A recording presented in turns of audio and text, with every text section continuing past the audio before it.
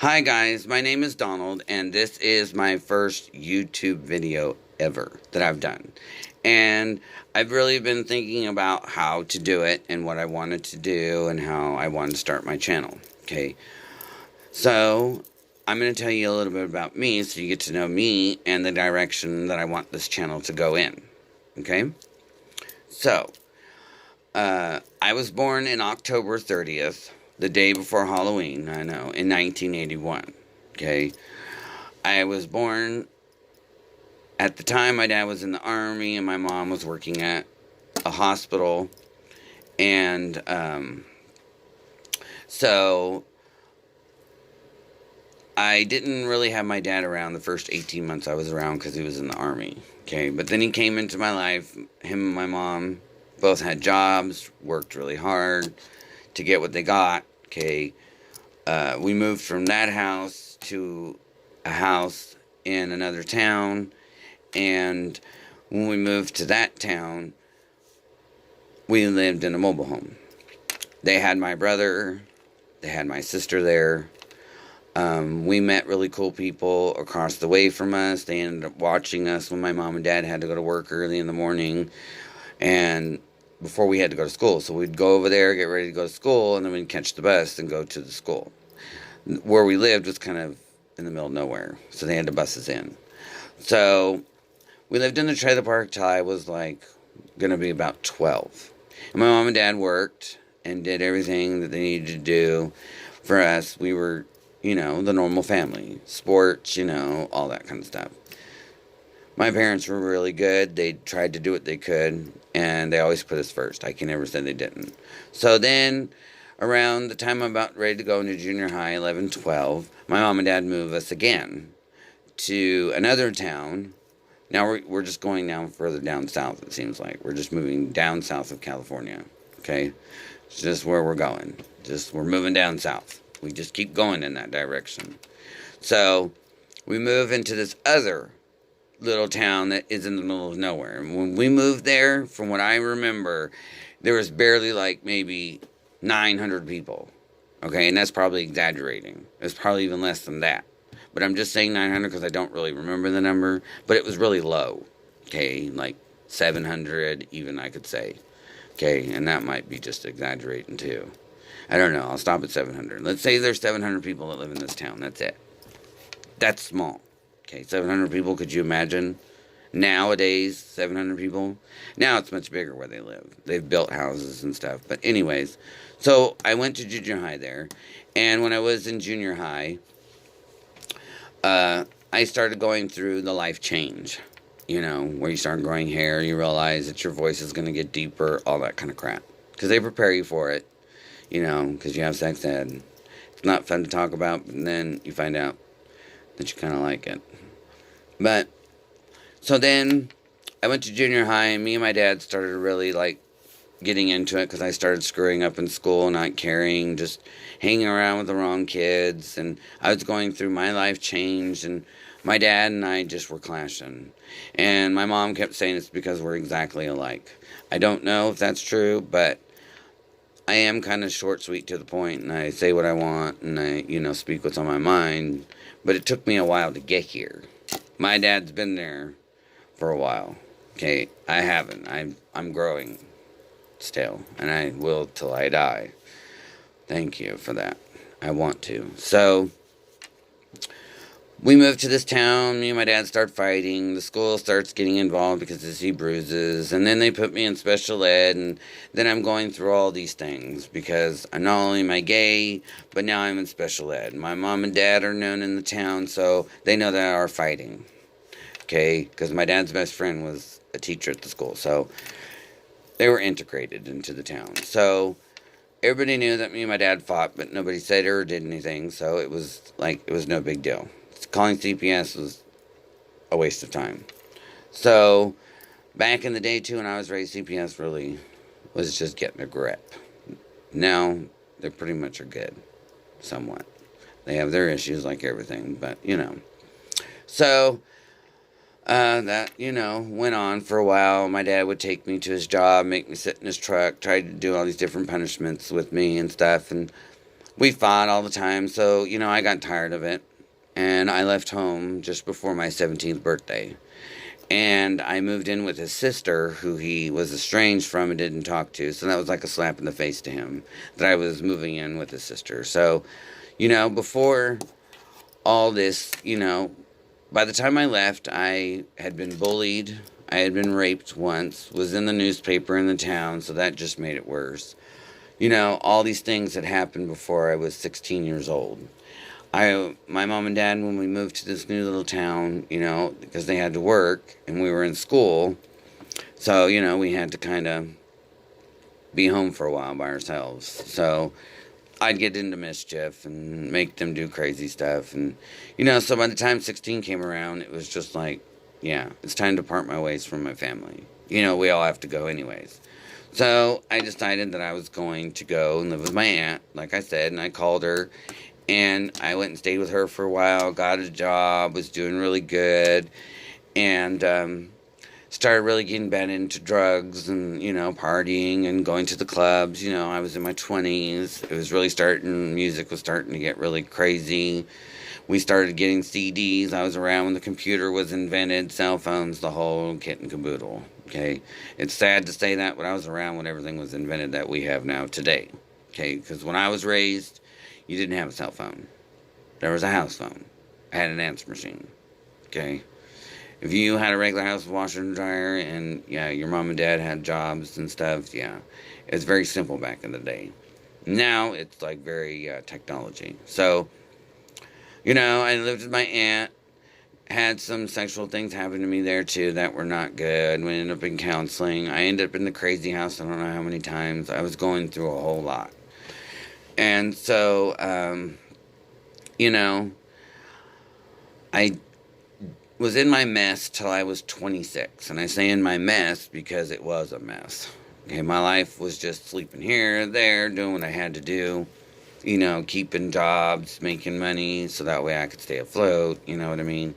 So, 26 comes around and I'm like, I'm tired of living the fast life. I'm tired of always just working and just go, go, go. So at 26, I give, everything up. And I just leave that town. And I call my mom. And she comes and gets me and takes me back down to a town next to hers that's bigger and it has more resources. And so she drops me off at their shelter that they have in this town. It's that big, they have their shelter. So I go to the shelter in, one of these main towns in California. And I'm there for 2.5 years. It took me 2.5 years from, I turned 27 again, right before my birthday. It seems like it always happens. Right before I'm going to turn another age. So I'm about to turn 27 and I go in this program. Well, I'm there until my 30s. I'm about to be 30. Okay, we're at 29 now. Okay, 2 years have gone by. And I'm going into my half of my 29, and I'm like, no, I don't want to be here anymore. I need to graduate. So they graduate me out of the recovery program. I've been clean for 2.5 years going on. I'm good. So then they say, since you've done so good, you've actually shined. Everybody knows you. They like you, blah, blah, blah. You really have impacted the community, not only with your testimony of what you've been through, blah, blah, blah, right? So, I tell everybody, so they offer me a job as a supervisor to watch the guys like me that were in the program and watch the homeless. And actually, I had to work an 8-hour shift, got paid $12 an hour, and they gave me a studio apartment to boot. So, of course, I jumped on it because who's going to say no to free stuff? Nobody. So, I am now going to be 30. I'm working at a shelter. I have my own studio apartment. So then I get cats because I get bored being at this apartment when I'm not at work. My house is clean because I'm a clean freak. So it's not like I really have much to do every day. So, they had a washer and dryer hookup thing for me to go do my laundry. So it wasn't like, I really was wanting for anything. So I got cats. And one was born with just one eye. And no one wanted her. And she was only 6 months when I got her. But she still had the eye issue. So, I had the cat with one eye, and then I had this feral cat, which means a wild cat, that they captured and was trained to, make it domestic. So I took her because no one else wanted her either. So I took the two that nobody wanted. And they were about ready to be 6 months. And, when they start getting older, it gets harder, blah, blah, blah. The shelters don't want to keep them. They, blah, blah, blah. So I didn't want them to die. And so I was like, yeah, I'll take them. Okay, so I took 2 cats in the studio apartment. It took me forever to get the feral cat to trust me, to even like me, to even come out and play with her, companion. The one with one eye loved me to death, was totally a people person. She had no trauma to her. The feral cat had trauma like me. So I kind of related to the cat because I'd been through a lot of crap in my life that I chose to put myself through. And it was all my fault. I can't blame nobody. Certain things, yes, in life do happen that are out of your circumstances, and you can't blame nobody. You just got to deal with them and move on. So that's pretty much where I was at. So then, I go through and I worked there for 3.5 years. So now I'm about to be 34. Again, here I am wanting to change. I'm going into my, 33s, and no. So I'm 33 and a half, and I decide to part ways with them. So I worked there 3.5 years exactly. Parted ways with them and decided to go work for this guy at a sandwich shop. Okay, well, I thought I was working for one guy, found out later I was working for somebody totally different, and he actually wasn't the owner, he was just the general manager. That's a story in itself, okay? So then I take this job at the sandwich shop, get all, this weird news about he's not really the boss and all this, and then because of it, I get promoted pretty much to assistant manager because I learned everything, was really, he put me through all this stuff, I learned it, he offered me. So then the owner is the one that offered me the assistant manager job because of everything everyone had been saying about him. First time I met him. And so it was kind of interesting. So then that meeting went kind of weird. We kind of showed each other who we were. I told him my vision for where I wanted the store to, from where it was to where I wanted it to be, and even more further down the road. And he was totally on board with it. He even helped me remodel the store. I mean, everything, dude. He was really on board at first. It was really cool, And it took a while to get things going, It just didn't happen like that. And I knew I couldn't expect it. But it was new for me. It was great. I was out in the world. I was no longer in recovery. I've been clean for almost 6 years. So I thought, I'm pretty cool. Okay. So then I, move out of the apartment because I don't have the job there. And I move in with another friend. Because the friend that I was staying with, he ended up finding a girl. They get married and you know how that works. So I move in with another friend at the time that I was friends with when I was working at the shelter.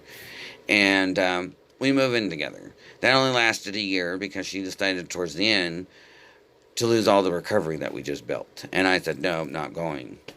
And so at that time I learned how to, dealing with her, learning about where my boundaries were and sticking to them. So I moved out of there and I don't know what happened to her. To be honest with you, someone told me she was homeless again on the streets, just acting a fool. I don't know. Okay, I really never checked up on her. I feel bad, maybe I should have, but we left on bad terms. So I move into a 1-bedroom by myself, me and the cats. Okay, the cats are still with me, and they love it. I fixed the back patio up for them and everything, so when I go out and sit, at the time I smoked cigarettes, I go outside and smoke because I didn't want to smoke in my house until the winter. The winter I didn't go out, but, I could deal with it to a certain point. So I go out and smoke, and I let the cats go out with me. I had covered the bottom, they couldn't get out. Oh, they tried. Animals are going to try to find weakness in it. I've learned about weakness. Now I'm almost in my mid-30s. I got you, okay? You learn by 30 what you will do, what you won't do. No, you start getting set in your ways by 30. Okay, your mid-30s, you're really kind of pretty much set. You've pretty much worked out some of the kinks. You're moving on forward. So I did that job for about 1.5 years. Did really good. But, it just wasn't it. I was going through some health issues. I ended up getting acid reflux really bad. And it almost took me out. Never thought it could, but my body produced it like it was the thing to do. I don't know what happened. I don't know what sparked it. I don't know. They couldn't figure it out. So now I'm on pills for acid reflux. I have to take 2 a day because it just won't go away. It is that bad. It's crazy. Then I move in with my sister. I get another job. Me and my sister are living together. That didn't go so well. Because she was trying to figure out who she was, because she's 6 years younger than I am. So I've already gone through things that she's gone through. Trying to tell her certain things. You can't tell your siblings things because they're not going to listen, because, no. So, they'll listen to the people way faster than listen to you. So, just have someone else tell them if you really want them to know something. So then, I live with her. I ended up getting 2 different jobs. So that way, she can only work one, and just still be her, because she's young. So I did the 2 jobs for a while. She worked the one with me. We worked at one together, too, which was ironic. We worked together and lived together. Too much. Okay? So that's why I took another job, just so I had something else to do away from her. And that way, I was making bank. So, I like having money. So I would always work my butt off to have money. I can't be without, just like now. Nope, not happening. Okay?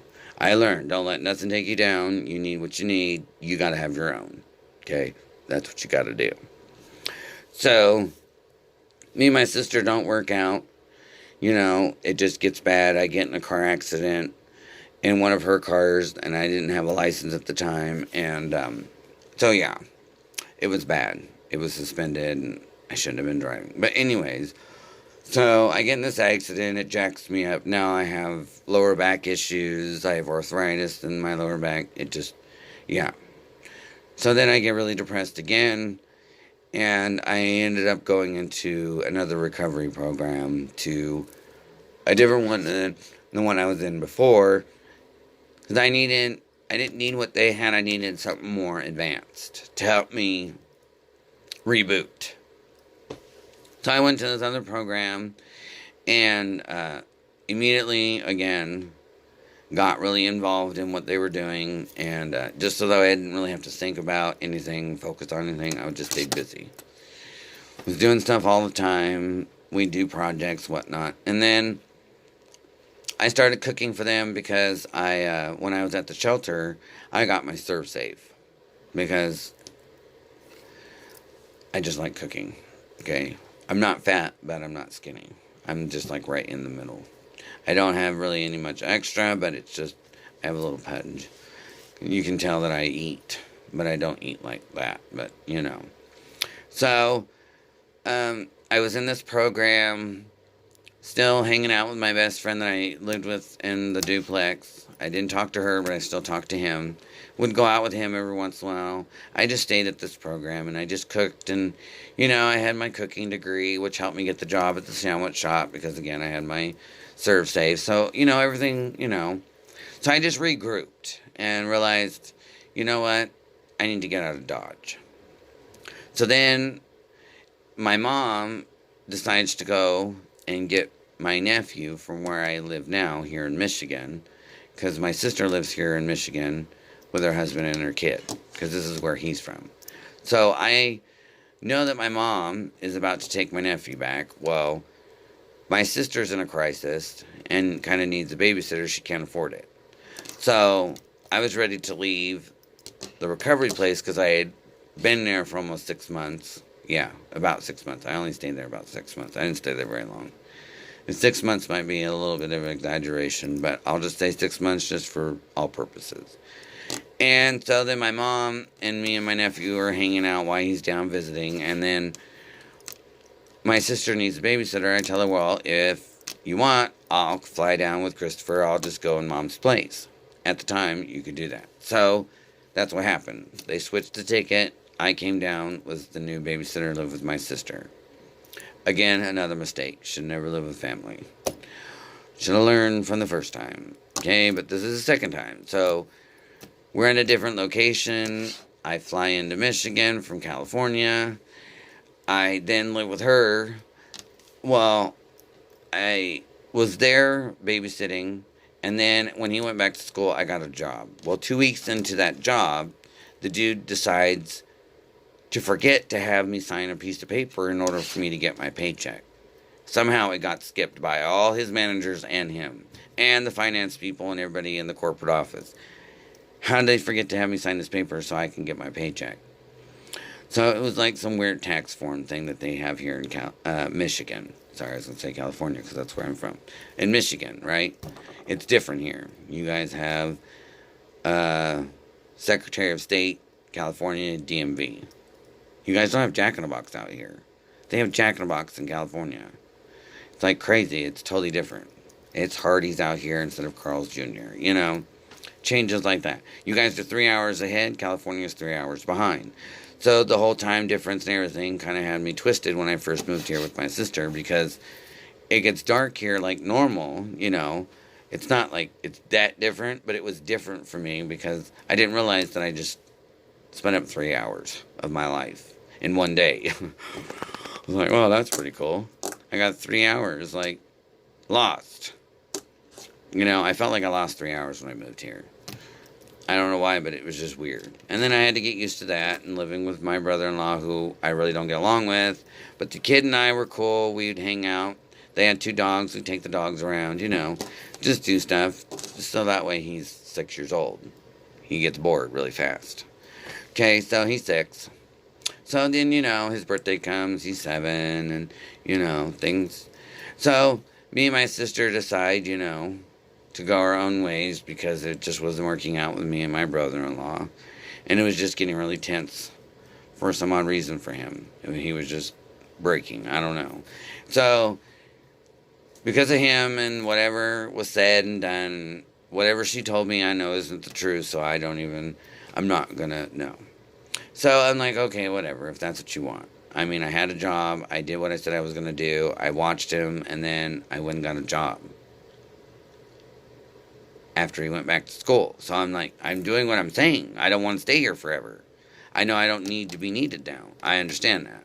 I knew my place. So she wants me to go. Well, then she brings me to a town that's bigger than the one she's in, because she stayed, like where my mom and dad live now, in a small little town, 500 people. Why they're attracted to low number of population in the middle of nowhere, I have no idea.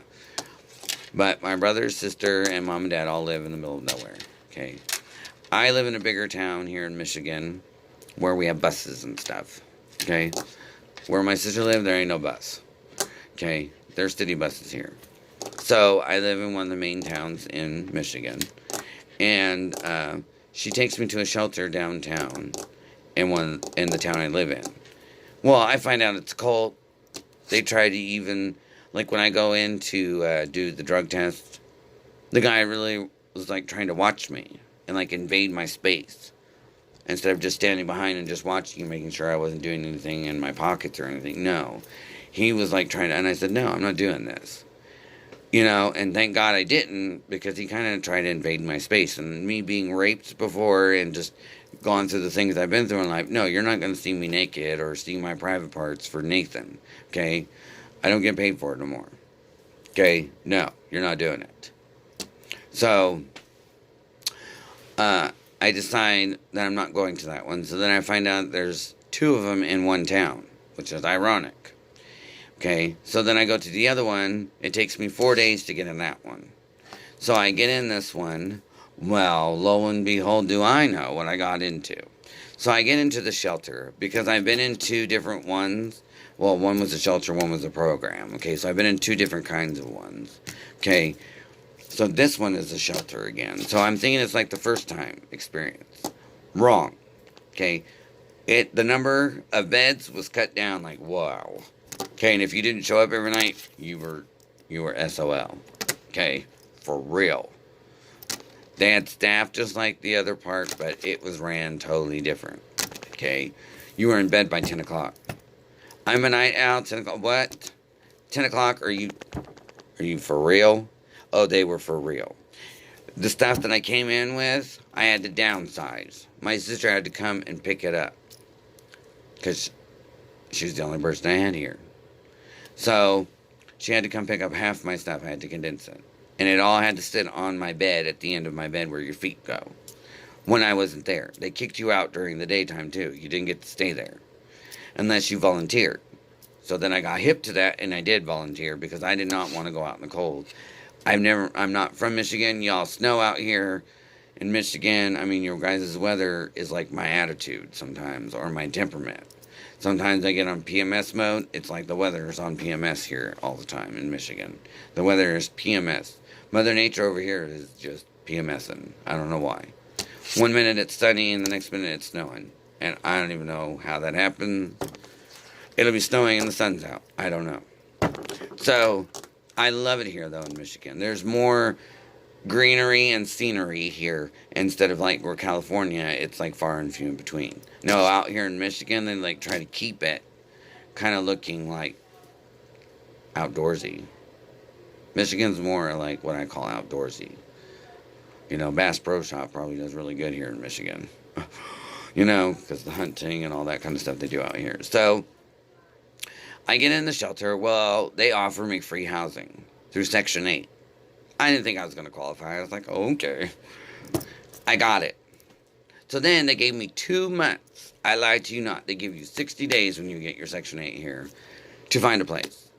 Well, I've always wanted to stay again in the studio because I stayed in one California. So I said, I want to do it here in Michigan. Why? I don't know. It just got it in my brain. Couldn't get it out. So I said, okay, fine.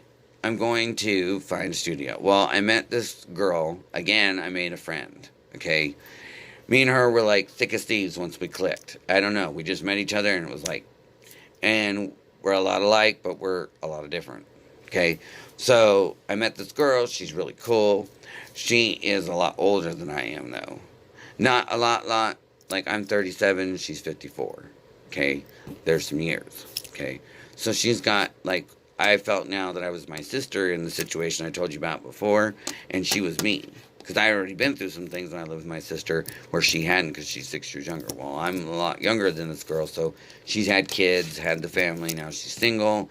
She did some things like I did in life, so I understood. You know, she'd been through some similar things. So we had a lot in common that way, too. So both of us don't get along with one of our parents. I don't get along with my dad. She doesn't get along with her mom. See, difference. You know, my mom sometimes gives me a hard time, too, though, but very rare. But she does. She'll get in her, no, and she'll set her foot down. So, and Portuguese don't, yeah, no. Once they set the foot down, the Portuguese not moving. The whole world can come crashing down on my mother, and if she's made a decision, her and my dad are both that way, though. They make decisions, it's, yeah, you can't waver them. So, they offer me Section 8, I get that like I told you. And then, they give me 2 months to find a place. I do find a place, as you see, through Section 8. And then, they paid everything, like my rent and utilities, up to a certain amount. Well, I only had to pay $50 a month when I first moved in here. I was very blessed, right? And, so then, I started going and seeing, you know, a doctor again because I know I have acid reflux and I knew I only had so much medication and I knew what store-bought stuff was going to do for so long. It wasn't going to be. So I had to get a doctor. I had to get a, you know, then they sent me to mental health to make sure I was okay, which I wasn't. I ended up spending 7 days because they, yeah, when they started the process, just was like, no, about doing all this stuff. So then they, you know, really get to fill you out, get to know everything about you, have you all checked out while you're at the shelter. They had a whole bunch of services that, you know, and so we went through all these little, you know, little checkpoints is what I call. And then I find, you know, out that I'm moving out and I get this apartment. And so then I got all this stuff going on still while I'm living here, you know, still taking care of all the mental health stuff, still going and seeing my doctor, getting my prescriptions, you know. And so this time I was like, this is a fresh start because here in Michigan, nobody knows me. I move in the beginning of summer here. I moved in April of last year. And so this April will be a year that I'll be here. So, yeah, so I moved in April of last year here at this, and I've been doing really good. I found a really good recovery place to, you know, kind of get, making sure that I still had the recovery thing under wraps. was a fresh start. The only one person that really knew me was this girl that I was hanging out with, who is also my neighbor. We found a place next door to each other. But it's better this time because we respect each other's space more. There's more times where we don't see each other. And I like that because when I do go over there, or she does come over because she needs something, it's more of a fond moment of like, oh, hey, instead of saying, it's you. Because I've done seen you so many times. Yeah, no, we don't let each other get like that. So it's been really cool because I really got to really work on a relationship with somebody that I really is healthy for me. And it's not like damning to me. Yeah, she has her, her things that get on my nerves, just like I do for her. So, I mean, we work through it really well.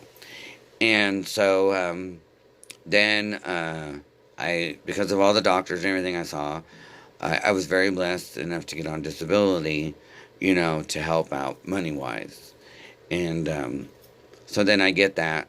And then, I have to tell everybody, housing, and I have to tell everybody that I'm involved with what's going on, and because you have to, by law, okay, you have to tell the government that you are staying in, this is what you're doing, this is what you got going on. Don't let them find out. Okay, excuse me. Had to burp, sorry. So, then I tell everybody, my rent increases because, I'm not paying the 50 anymore because I have money. So my rent increases to 30% of what the rent is. So I'm like, oh, okay, that's cool. So I have to pay half my rent now, which is not bad. My utilities are still included, everything. So I'm lucky. Still, I'm very blessed. I know God is real because He's allowed me to survive what I needed to survive and has helped me learn. Because if you don't learn the first time, oof, that's the thing. You doing the same thing expecting different results. That's called insanity. You can't do that. So this time I knew I wasn't going to try to be insane, okay, and do some stuff and not get nowhere. So, like I said, this coming year, wow, we're about to be in 2019, yeah. April of next year, I'll be here a year. So, yeah, it'll be really cool. I'm doing really good. Now I go from the recovery. Now I'm transferring over to regular church and regular activities. I'm growing in that, and I'm taking care of my health, and I have food and everything that I need, and heat and all that. I'm very blessed, and I just wanted to share my story to let people know that even though you might be by yourself during the holidays, and yeah, you decorate your house for the holidays like I do. And, I mean, you can't see them, and I'm not going to go around the whole house. No. But, yeah, I do. I decorate, and you can be your own person. And just really, you need to be your true self and love your true self for who your true self is. Excuse me, I burped again. My goodness. I have to stop drinking this Mountain Dew. And just know that if you let what you're going through and how you're feeling allow you to learn and get stronger from it, you're going to grow. But if you let everything that hurts you and distracts you tear you down, well, then you're just going to stay where you're at. Never settle. Always know that you're worth it. Always put yourself first. Only give of extra. Don't give of your need. Like, your income is what your income is. Make sure your need and that income is taken first. And then your needs are taken care of too in that time, before you try to help other people or bring other stuff into the situation. Just learn who your true self is and love who your true self is, and just learn to teach people how to treat you, but do it in a respectful and loving manner, and people will totally receive it. And then you start to learn and be accepted for who you are. And like when you walk into a room like I do, people are like, oh, they already know how I'm going to be. They already know what to expect every time. I treat everybody pretty much the same. I give everybody respect as long as I give respect. I don't gossip. I don't go and stir trouble. I pretty much, like, when I go volunteer or do whatever, like the church stuff, I go in pretty much. I'm social while I'm there, and then when it's over, I'm gone. I don't really stick around afterwards. I don't do all that. I'm ready to go when it's done. I'm not one to really And I've changed a lot, and I've grown, and I've learned, and I just know this time that I can't keep doing the same stuff. And I don't want to. And so I won't let anybody take me down. I won't let nothing take me down.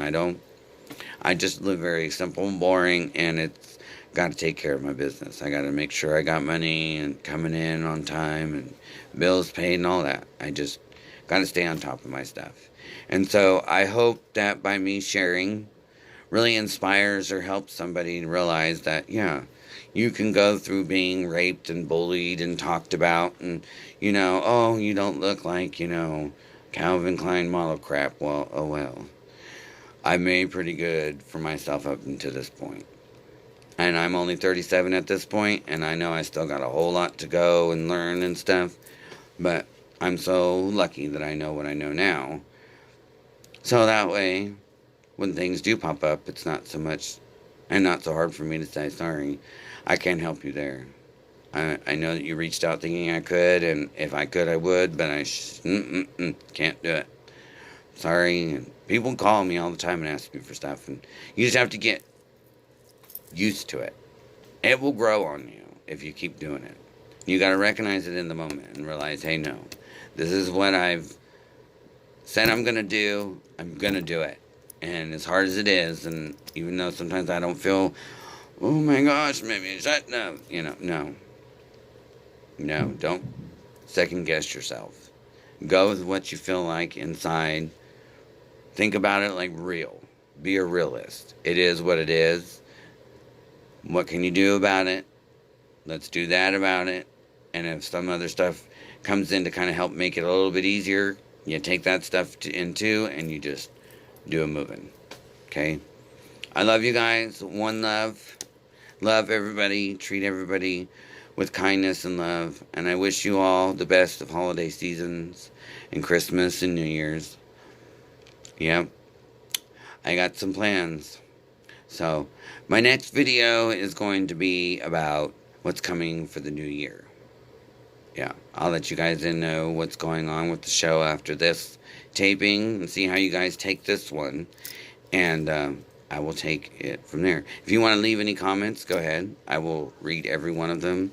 If you want me to respond, let me know you want me to respond. I'll respond to as many as I can get to. And then if I don't get to you, don't worry. I will pick up where I left off. Okay? I will try my best. Okay?